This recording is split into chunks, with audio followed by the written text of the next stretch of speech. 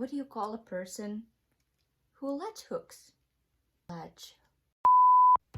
Hello, welcome to the second part of my latch hooking video.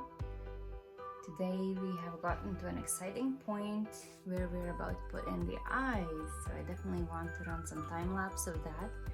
In the meantime, in the last few days I ran into an issue where I can no longer reach this area very good, so I will have to fold it, otherwise I can't work on it.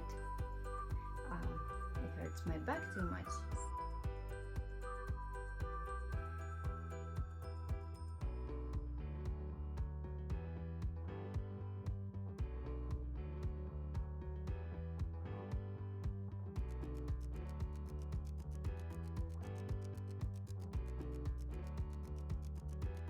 Alright, so I got 5 lines in, and let's unfold it.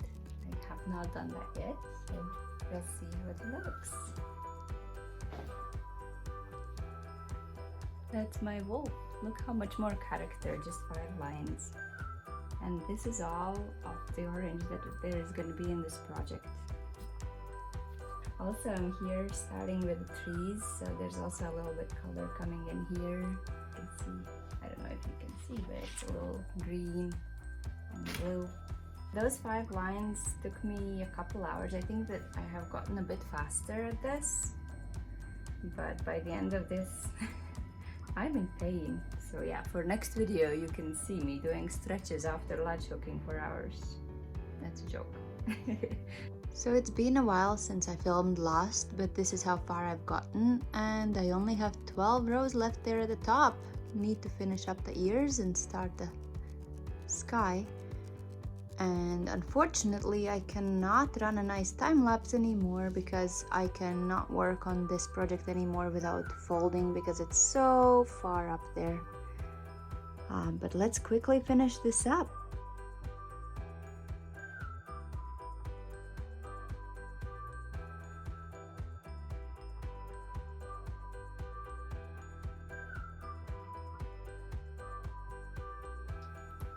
It's become much more easy to count the yarn now that most of everything is blue.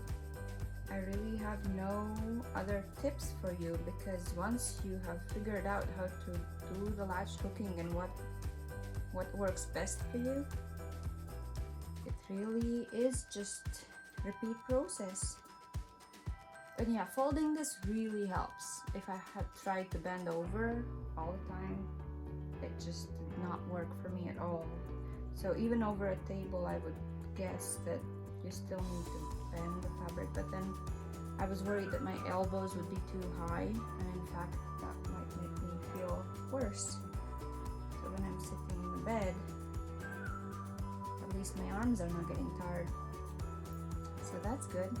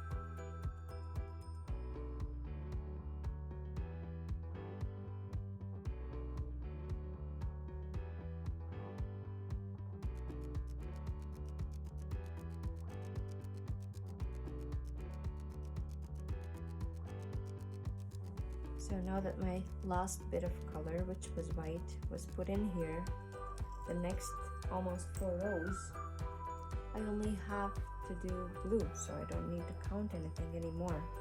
Talk to me about how crafts are creative and not all repetitive, hey? There's something very soothing about just repeating the same process.